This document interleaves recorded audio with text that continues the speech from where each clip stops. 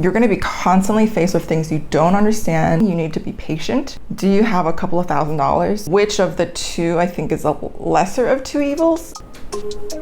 Hi, I'm Julie, and I actually design and self-publish my own board games at hallbeargames.com. But the reason you're here is probably because you're interested in designing your own board games. And so one of the first questions you encounter is, should I self-publish or should I look for an established publisher and sign a contract with them?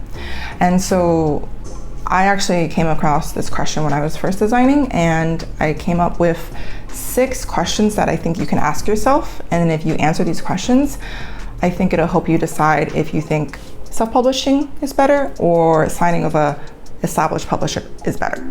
So the first question you want to ask yourself is, do I like art and design? The second question is, am I tied to the creative elements of my game? Am I a person who is results oriented? Number 4, am I good at multitasking and learning new things? Number 5, do I have a job that's flexible or a job that allows me to work from home? And number 6, and unfortunately this is the case, do you have a couple of $1,000s to burn through? And even if you burn through it, it wouldn't cost you, anything serious in your life. So if you answered 4 or more of these questions yes, I would say you should probably look into self-publishing. But if you answered yes 3 or fewer times, I would maybe reconsider whether right now is the time to go self-publishing, or maybe look into signing with a publisher.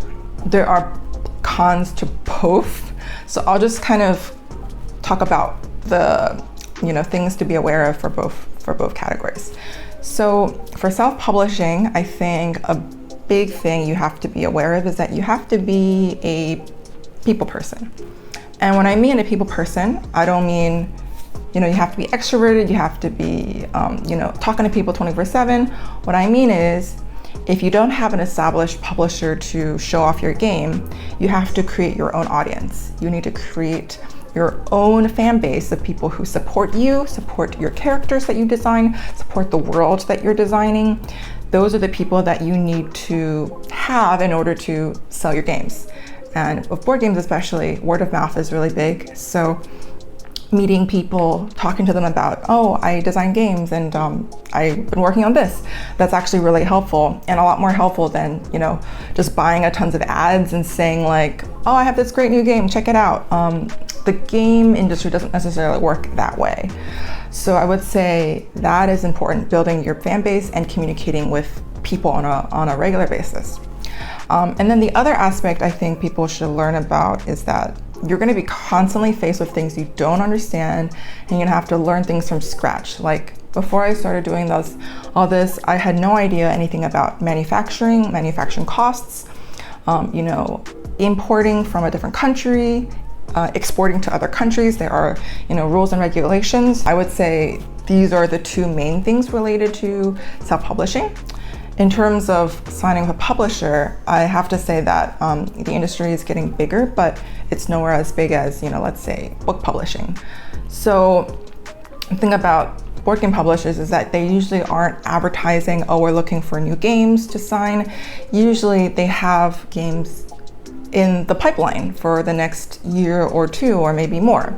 So even if you do get to meet a publisher and they agree to sign your game, it probably won't be released for another 2 or 3 years into the future. So that's something to be aware of.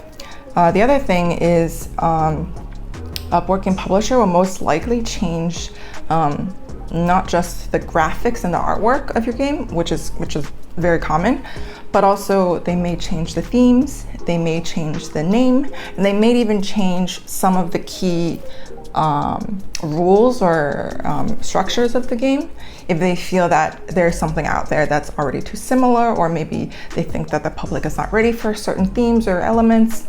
So you can't really be too tied to the specifics of your game if you're going to go this route. And then the last thing to know about being a signed board game designer is that most of the contracts will give you about a 5% of the total net profit. So if you want to make, let's say, $50,000 dollars off of this game, the game needs to sell in profit of $1 million or more. So there are some games that, you know, make millions every year, but I would say those are the very few. I think if your game is great, if the idea is great, and if the way you package it is great, you have great artwork, I think the cream does float to the top, does tend to float to the top. So if you created something amazing, I think you could actually get it to work either self-publishing or with a publisher.